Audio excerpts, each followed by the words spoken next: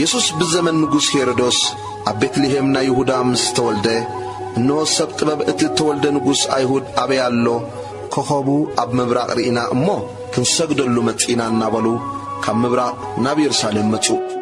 ንጉሥ ሄሮዶስ ሰሚዑ ሰንበደ ኩላ ኢየሩሳሌም እውን ምስኡ። ንሱ ድማ ንኹሎም ሊቃውንቲ ካህናትን ጸሓፍትን ሕዝብን ኣኪቡ ክርስቶስ ኣበይ ዝውለድ ኢሉ ሓተቶም። ንሳቶም ከዓ ኣብቲ ቤተልሔም ምድሪ ይሁዳ ንሕዝበ እስራኤል ዝሕሉ ሽም ካባኸ ክወፅእ እዩ እሞ ካብ ሽማምንቲ ይሁዳ ከቶ ኣይትንእስን ኢኺ ጽሑፍ እዩ እሞ ኣብ ቤትልሔም ናይ ይሁዳ እዩ በልዎ።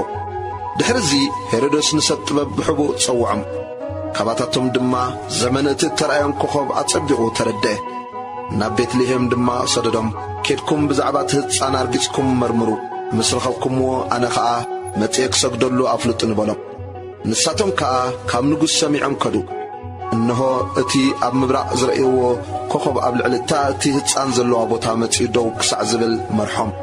ነቲ ኮኸብ ምስ ረኣይዎ ኣዝዩ ብዙሕ ሓጐስ ተሓጐሱ። ናብ ቤት ኣትዮም ነቲ ሕፃን ምስ ማርያም ኣዲኡ ረኣይዎ፣ ፍግም ኢሎም ድማ ሰገድሉ። ሳጽኖም ከፊቶም ከዓ ወርቅን ዕጣንን ከርበን ገጸ በረኸት ሃብዎ። ናብ ሄሮዶስ ከይመለሱ ብሕልሚ ምስ ተረኣዮም ድማ ብኻልእ መገዲ ናብ ሃገሮም ተመልሱ።